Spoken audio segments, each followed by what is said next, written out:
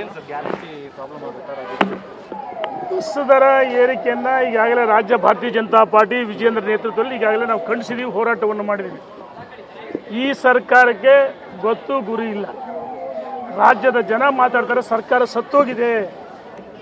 ಒಂದು ಕಡೆ ಇವತ್ತೇನು ಹೊಸ ವರ್ಷ, ಈಗ ಇವರು ಕೊಟ್ಟ ಭರವಸೆಗಳು ಬಹುಶಃ ಹಿಮಾಚಲ ಪ್ರದೇಶದಲ್ಲಿ ವಾಪಸ್ ಪಡೆದು ಕರ್ನಾಟಕ ರಾಜ್ಯದಲ್ಲೂ ಇದೇ ಪರಿಸ್ಥಿತಿ ಬರುತ್ತೆ. ಇದು ಮುನ್ಸೂಚನೆ. ಮಹಿಳೆಯರಿಗೆ ಈ ಕಡೆ ಕೊಟ್ಟಂಗೆ ಮಾಡೋದು, ಈ ಕಡೆ ಪುರುಷರ ಮೇಲೆ ತೆರಿಗೆ ಭಾರ ಏರೋದು. ಇವತ್ತು ಸರ್ಕಾರ ರಾಜ್ಯದಲ್ಲಿ ಜನ ವಿರೋಧಿ ಸರ್ಕಾರ, ರೈತ ವಿರೋಧಿ ಸರ್ಕಾರ. ಹಾಲಿನ ದರ ಜಾಸ್ತಿ ಮಾಡಿದೆ, ನೀರಿನ ದರ ಜಾಸ್ತಿ ಮಾಡಿ, ಎಲ್ಲವೂ ಜಾಸ್ತಿ ಆಗಿದೆ. ಈ ಸರ್ಕಾರ ಸತ್ತೋಗಿದೆ ಅಂತ ಹೇಳಿ ಇಚ್ಛೆಪಡ್ತೀನಿ. ಸರ್, ಈಗ ಸರ್ ವಕ್ಫ್ ಹೋರಾಟ ಜೋರಾಗ್ತಾ ಇದೆ, ಚೆನ್ನಾಗಿ ಮಾಡ್ತಾ ಇದ್ದಾರೆ. ನಿಮ್ಮ ಹೋರಾಟ ಯಾವಾಗ ಸರ್? ನೀವು ಯಾವ ಥರ? ಒಂದು ಭಾರತೀಯ ಜನತಾ ಪಾರ್ಟಿ ಒಂದು ವಿಶಿಷ್ಟವಾದ ಪಾರ್ಟಿ. ಭಾರತೀಯ ಜನತಾ ಪಾರ್ಟಿಗೂ ಬೇರೆ ಪಾರ್ಟಿಗೂ ವ್ಯತ್ಯಾಸವಿದೆ. ಭಾರತೀಯ ಜನತಾ ಪಾರ್ಟಿ ರಾಜ್ಯದ ಅಧ್ಯಕ್ಷರು ಮತ್ತು 2 ಜನ ವಿಪಕ್ಷ ನಾಯಕರು ನೇತೃತ್ವದಲ್ಲಿ ರಾಜ್ಯದ ಉದ್ದಗಲಕ್ಕೆ ಪ್ರವಾಸ ಆಗಿದೆ.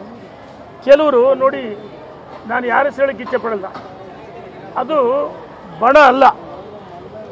ವಿಜಯೇಂದ್ರ ರಾಜ್ಯದ ಅಧ್ಯಕ್ಷರು, ವ್ಯಕ್ತಿ ಅಲ್ಲ, ರಾಜ್ಯದ ಅಧ್ಯಕ್ಷರ ನೇತೃತ್ವ ಹೋರಾಟಗಳು ಆಗಿದೆ. ಕೆಲವರು ಈ ಕ್ರೆಡಿಟ್ ನನಗೆ ಸಿಗಬೇಕು.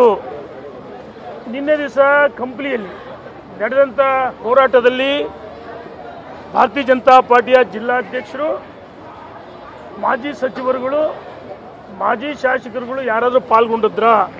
ಅದಕ್ಕೆ ಇದು 5-6 ಜನರ ಒಂದು ಗುಂಪು.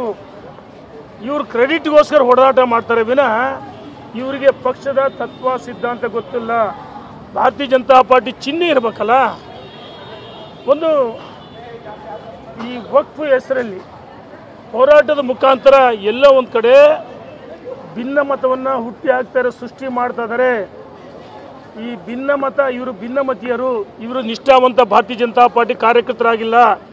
ನಿಷ್ಠಾವಂತ ಭಾರತೀಯ ಜನತಾ ಪಾರ್ಟಿ ಕಾರ್ಯಕರ್ತರಾಗಿದ್ದರೆ ರಾಷ್ಟ್ರೀಯ ನಾಯಕರ ಸಂಘ ಪರಿವಾರದವರ ಮಾರ್ಗದರ್ಶನ ಪಡೆದು ರಾಜ್ಯದ ಅಧ್ಯಕ್ಷ ನೇತೃತ್ವದಲ್ಲಿ ಒಂದು ಸಾರಿ ಅಧ್ಯಕ್ಷ ಗೋಷ್ಠಿ ಆದಮೇಲೆ ಇವರು ಒಪ್ಕೊಳ್ಳಲ್ಲ ಅಂದರೆ ಹಂಗಾರೆ ಭಿನ್ನಮತಿ ಇರ್ತಾರೆ. ನೀವು ಕೆಲವರು ಯಡಿಯೂರಪ್ಪನವರು ಅಧ್ಯಕ್ಷ ಆಗಿದ್ದಾಗ, ಮುಖ್ಯಮಂತ್ರಿ ಆಗಿದ್ದಾಗ ಇದೇ ರೀತಿ ಕುತಂತ್ರ ಮಾಡ್ತಾ ಇದ್ರು. ಈಗಲೂ ಇವರು ಒಂದು ಅಜೆಂಡೆ ಅಂದರೆ ಯಡಿಯೂರಪ್ಪನವ್ರನ್ನ ವಿಜಯೇಂದ್ರ ಬೈಯೋದು ಒಂದು ಅಜೆಂಡಾ. ಇವ್ರಿಗೆ ಇದು ಬಿಟ್ಟರೆ ಏನು ಪಕ್ಷನೇ ಬೇಕಾ, ಏನು ಬೇಕಾಗಿಲ್ಲ. ಇವರು ನೋಡಿ, ಇಷ್ಟು ಜಿಲ್ಲೆಗಳಲ್ಲಿ ಹೋರಾಟ ಮಾಡಿಲ್ಲ. ಭಾರತೀಯ ಜನತಾ ಪಾರ್ಟಿ ಜಿಲ್ಲಾಧ್ಯಕ್ಷರುಗಳು, ಮಂಡಲಾಧ್ಯಕ್ಷರು, ಪದಾಧಿಕಾರಿಗಳು, ಮಾಜಿ ಸಚಿವರುಗಳು, ಹಾಲಿ ಶಾಸಕರು ಪಾಲ್ಗೊಂಡ್ರೆ ಆಯಾ ಭಾಗದಲ್ಲಿ ಯಾರ ಪಾಲ್ಗೊಂಡಿದಾರ?